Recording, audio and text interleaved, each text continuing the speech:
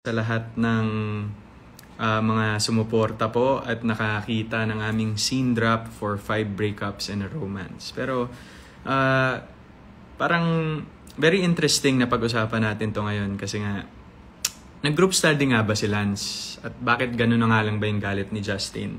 At para masagot yung mga katanungan na yan, syempre invite muna natin yung special guest natin. Special guest! Hindi naman special guest, pero yung partner in crime ko dito sa sa movie natin. Teka, search lang natin siya. Ayan.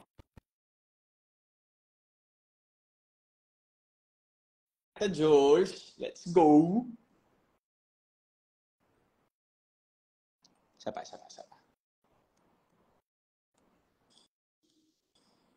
Jules! My gosh. Hi! First time. Okay, so disclaimer lamang po mga kaibigan. Si Julia Montes Jr. po ay hindi masyadong techie. Pero alam nyo, share ko na muna Jules ha. Ako muna mag-share. Gusto kong malaman muna nila kung anong klase kang tao sa buhay ko ngayon. Sige. Siguro sa dami ko pong nakatrabaho and sa dami ko na naging projects, to si Julia Montes Jr. Talaga namang remarkable dahil hindi lang siya napakahusay na actress. Mas lamang sa akin yung pagkatao niya. Kaya opportunity na makilala na even nga makatrabaho, yung trabaho kasi Jules, bonus na sa akin. Grabe naman. Kasi yung mga sikreto naming dalawa at yung mga na pag-usapan namin sa journey na to, syempre kasama si Direk Irene. Sobrang fulfilling siya in all aspects sa trabaho at sa buhay. I guess Jules, yun yung pinakabaon natin, no? Kamusta ka naman muna? Ha? Grabe. Alam mo, first time talaga. Tandami ko ng first time sa'yo, Ikaw. Let's go! Grabe. Sabi ko kanina bago mag-start, paano? Teka lang. May lumalabas, Alden invites you to live something. Ganyan. Sabi ko, oh my gosh, eto na. Grabe. Teki na ako. Guys, hello po. Officially po ngayon ay bagets na po ako. Marunong na po ako mag-live. And then, bukod dun sa sinabi mo na grabe, siguro ito yung first project na sobra akong na-enjoy and ang daming learnings. And yung bit-bit na after nung work, alam mong meron kang mga kaibigan at isa ka na doon. Grabe. Parang, let's go. Totoo. Yung biruan natin na si Alden yun Totoo talaga, in fairness. Alam ko na po sa mga may nag-iidolo po kay Alden kung bakit po ninyo idol si Alden. Talaga naman pong deserving. Sobra naman talagang bait ng taong to. Saka talented, grabe. Hindi kami nahirapan sa mga eksena, pagka-eksena tong taong to. Kasi nga, mapagbigay ka rin, kaya hindi talaga ako nahirapan din. Kahit na si Mama Ten dito ay ubo ng ubo. Kaya pa ba, Ma? Hindi naman naririnig. Sabi, kaya pa ba, Mama Ten? So, gusto mo ba, Jules, batiin muna natin yung mga audience natin ngayon. Sabi ni Hids Alcantara, Julia, super idol. Grabe nga yun. Tama lang po na idolohin niyo si Julia. GSBL, yes, Miss Julia, sobrang love namin si Alden. Panis, let's go. Shoutout kay Pat Pleno. Ayan si Pat Pleno. Anya. Ikaw, Jules, para may gusto kang batiin dyan. Si Aris.Bland ba to? Hi from Dubai. Wow, hello po. Dubai, ang layo. Yes. And, naninibago ko. Lumalabas yung edad ko yata dito sa pagbabasa. Nalilita na nga rin ako dito sa mga letra Bali, si Liyong 161. Hi, Alden. Good evening. Oy, hi daw, Alden. Good evening naman po. Out daw kay Arian Chan. Hello guys. Good evening everybody. Uy, Jules, sabi ni Joe Prendon. Julden. Let's go. Julden. Uy, si Kuya Gabi. Kuya Gabi Eigenman watching all the way from QC. Hi, Kuya Gab. Hi po. Hi, Kuya Gab. Hello. Ayan, sabi ni Pat. Yan. So, ako, Jules, parang bigyan natin sila ng parang konting patikim dun sa nakita nilang eksena. Kung ikaw, as an audience, from an audience point of view, paano mo siya i-take? Paano mo siya iintindihin? kung paano ko iti-take as a person yung group study mo? Hindi. Galatin, no? Hindi. Joke lang. Hindi, Joke grabe lang. nga naman yung group Character study. lang. Oo, kasi group Kahit ako study yung nabibuisit dinahilan eh. mo eh. Kanina ka pa. Kanina ka pa din eh.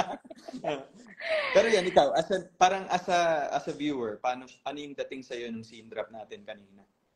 Actually, nung napanood ko, kinilabutan ako eh. Hindi dahil Okay. sa tayong dalawa yun pero yung thought kasi na I can't imagine if you're the person mismo na nandun sa sitwasyon na parang you know your partner but you don't want to blame also kasi parang wala ka namang hawak na ebidensya pero kilala mo kasi yung partner mo eh. So parang at the end of the day, alam mong may something. So yung group study parang ano ba, magdadahilan ka na ng mali pa? Parang ganon. Wala na bang ibang dahilan? I mean, kasi i-real talk na rin natin, Jules. Kumbaga, sa magkarelasyon lately, I mean, you can think of all the excuses you can think of. But at the end of the day, yung pakiramdam yung gut feel mo. Parang yun yung medyo off doon. Ako, I can say, di ba minsan may sinasabi sila, ang babae daw malakas ang gut feel. Yes. Pwedeng totoo yun Pero sometimes, siguro hindi lang sa babae, kayo rin lalaki. Kasi hindi, aminin naman natin, hindi naman laging puro lalaki lang. May tendency rin naman kaming mga girls. Talagang kinamig ko na. Huwag naman puro kami lang ang masama. Kayo naman. Oo, parang ang sinabi ko lang naman doon, yung parang, pag kilala mo kasi yung partner mo, simpleng tingin pa lang yan, simpleng hinga pa lang yan, pag sumasagot, alam mo nang totoo o hindi. Kasi kilala mo na yung partner mo. So, yung eksena yun, hindi ko talaga, actually ako, maski nung sinushoot natin yun, hindi ako makarecover. Alam mo yan. Habang sinushoot natin yan. Actually. At pwede ba natin yun i-share sa kanila na first day of shooting po namin yun? Ginawa. Opo, yung scene drop na napanood po ninyo ay grabe. Yes. Unang araw po yun. So talagang, hindi nyo naman siguro na-feel na nagkakapaan pa kami dalawa ni Alden doon. Siguro parang ako, di ba, Jules, sabi mo sa akin nung shoot natin yun na parang it helped in a way na parang uneasy tayo sa isa't isa because parang yun yung objective ng eksena, di ba? Parang nakatulong na, nag-meet na tayo, nagka-banding na tayo bago tayo mag-shooting, pero tas nagka-script reading na rin and workshops, pero iba pa rin talaga yung nandun na tayo sa workplace. And parang ganun, parang as sensitive actors as we are, and of course with the guidance of Direk Irene during that time, yung moment na yun, we used it to our advantage para mapaganda yung eksena ng ginawa natin. Kasi talagang naging, syempre si Jules nga, hindi ko pa ganun kalalim kilala, na parang I'm easily offended with the words that you were throwing at me during that time. Sabi ko, kasi, di ba, kasi kung parang ginawa natin yun na sobrang lalim na, parang ang hirap masaktan pag sa'yo galing. Parang yun yung sa akin. Parang ang hirap masaktan, di ba? Pero as actors, parang it's our obligation and duty to deliver. Actually, totoo yan. Pero yun po, actually, ang ano ko naman dyan, siguro nakita lang nila, we just showed the surface of that scene. Di ba? Direk Irene, sorry, nabasa ko Direk, miss you, Direk! Let's go, Direk! Di ba? Parang going back. Ang saya pala ng live. Oo, ang dami niya makakausap niya, no? Sabi ni Bless 140987, congrats po sa inyo. At sabi ni Ethan Roque DC, Ate Mara. Oh, alam nila first name mo. Let's go, Jules. Oo nga. Hello po. Hello, everybody. Hello, everybody. Boy, si Mama Raven. Diyos ko, ibang chemistry nila, my God. It came naturally po. Kasi, oo nga ganun talaga. Parang, totoo yun naniniwala din ako na talaga kapag masaya ka dun sa work environment, nagmamanifest siya kahit in those silent scenes that we do. Yung kahit walang sabihin, it really manifests. So, kapag may mali, kahit gaano kasaya yung eksena, somehow, magre-reflect. Oo magre-resonate yun, di ba? Eventually, mararamdaman ng audience mo yun kasi nararamdaman mo siya. Pero ito nga, batiin natin lahat ng mga nanonood all the way from Belgium. Wow. Meron tayo dyan from Italy, from Dubai, from Canada. Meron pang Norway. Let's go po. Sana maipalabas din po dyan sa mga lugar niyo yung movie namin. At Sana malay po niyo po, talaga mapanood opo, nyo. at makapunta kami ni Jules dyan. Oo nga. Ayun. Let's see. Speaking, Alden, dun sa scene drop, kasi maski tayo nga, di ba, nabigla or Yes. parang na-overwhelmed din sa scene. Merong lumabas din na medyo na-tense ako dun sa lumabas na video rin eh. From direct to that. Anong reaction mo dun? um, it was really, wala tayong alam. I had no idea na lalabas siya, and nakaka-tense din kasi at parang napasilip na natin, Jules, yung yun nga, yung mga napakaraming first natin pareho. And most especially sa'yo, napakaraming first din. And thank you for trusting me. Pero slowly, parang mas nadagdagan yung excitement ko after that leak video and the scene drop as we see the feedback of our audience na in reality po, patikim lang po talaga ito. Kasi ako, Jules, parang, di ba, I'm sure ikaw din, pinag-uusapan natin yan na for the longest time, di ba, yung promo lagi ng mga pelikula, pinaghirapan po namin to. Lahat po yung normal nating sinasabi. Kakaibang Alden po ito, kakaibang Julia po ito. Parang, let's just, step back and think of something that's not like those kinds of stereotypes. Di ba, pag pinagpo-promote tayo ng movies. So, actually, in reality po, halos lahat po ng pinapakita namin lately, ultin nyo po sa teaser launch na ilalabas namin and sa trailer launch na ilalabas namin, lahat lang po yun is just the surface. Kasi parang ma-appreciate mo na siya, like the scene drop na ginawa natin today. Ma-appreciate mo siya as a scene. And, as an audience, you see the acting capacity of the actors that was involved in that scene, which is ourselves. And nakakatuwa lang din na, kumbaga, Jules, after your longest time na nagpahinga ka, di ba, parang this is somehow your comeback. And I'd like to believe, and I'm very thankful that you have done this with me, and parang this is a good comeback for you. Na parang you're telling the world, I'm ready to be back in this industry. Let's go! Hindi, grabe. Alam mo, super happy and honored lang ako to be with you, especially in this project. And siguro, parang ikaw din yan. Tagal mo rin nag-stop, diba? And then, ngayon, gumawa ka ulit ng film. Yes. So, parang sa akin, ang sarap sa pakiramdam na na-experience ko yung galing mo. Hindi dahil sa kaharap no? Kaharap bilang naka-camera tayo. Hindi dahil sa kaharap. Actually po, sinasabi ni Julia yan talaga sa akin. Yes. Off-cam. Kasi ang hirap kasi po, honestly po sa inyo po mga nanonood ngayon, ang hirap po talaga i-fake. Kahit na alam nating scripted ng mga bagay-bagay, ang hirap po i-fake. Kita, nanonood yata si Miss Pai. Hi, Miss Pai! Hi, Miss Pai! Thank you for watching po. So going back, sorry, pinutol kita, nakita ko lang. Okay lang. Hay ko, ang sarap lang sa pakiramdam nung kapag may ka-eksena ka, hindi ka na nape-pressure na paano ko pipigain yung sarili ko to bring out kung ano yung hinihingi ng scene.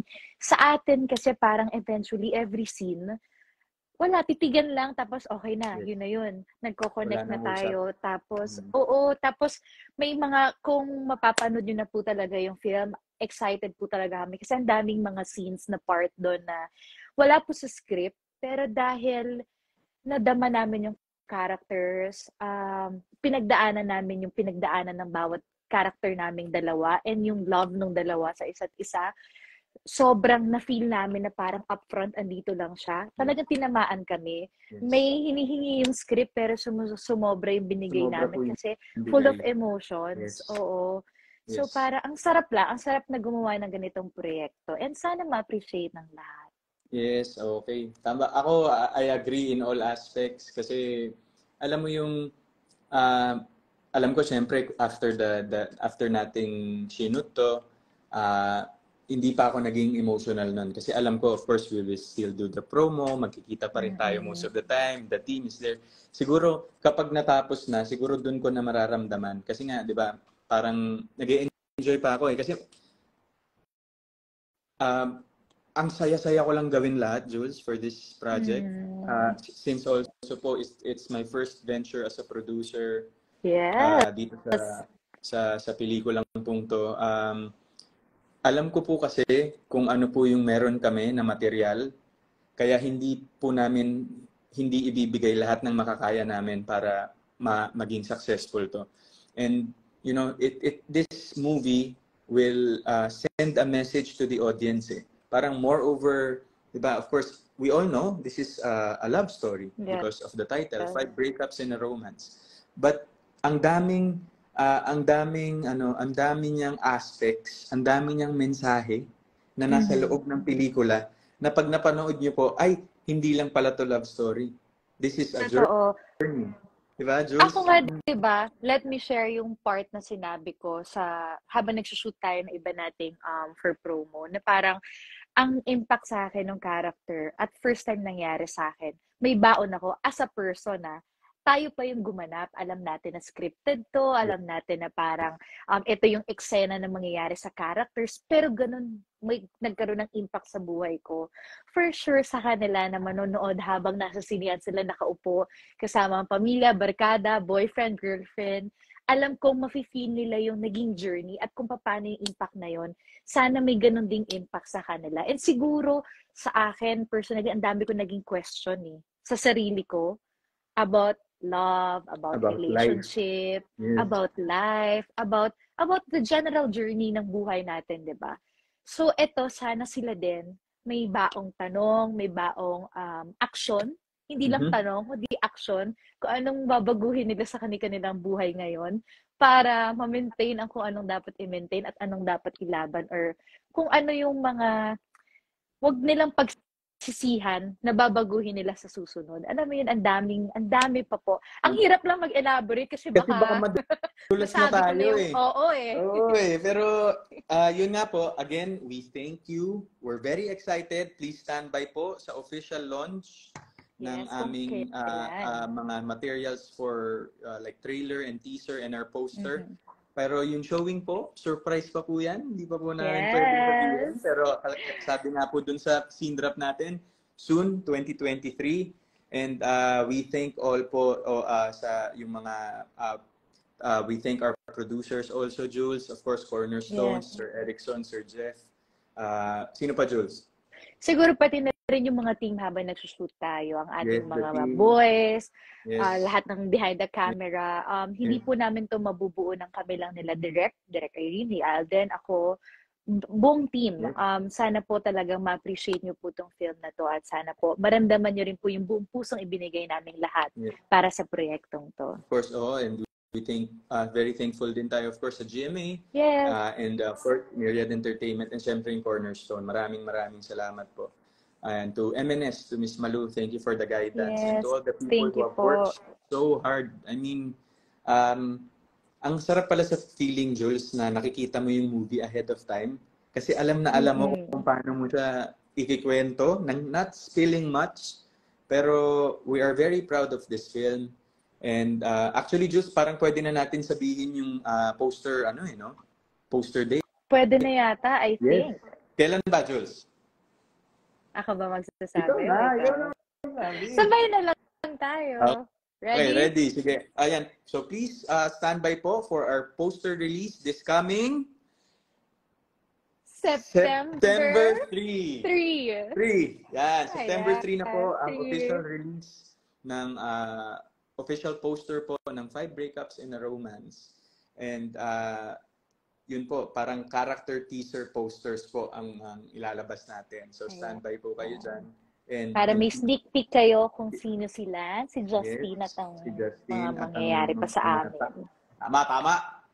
Pero yun nga, Jules, ang sarap lang talagang pag-usapan ng pelikula natin.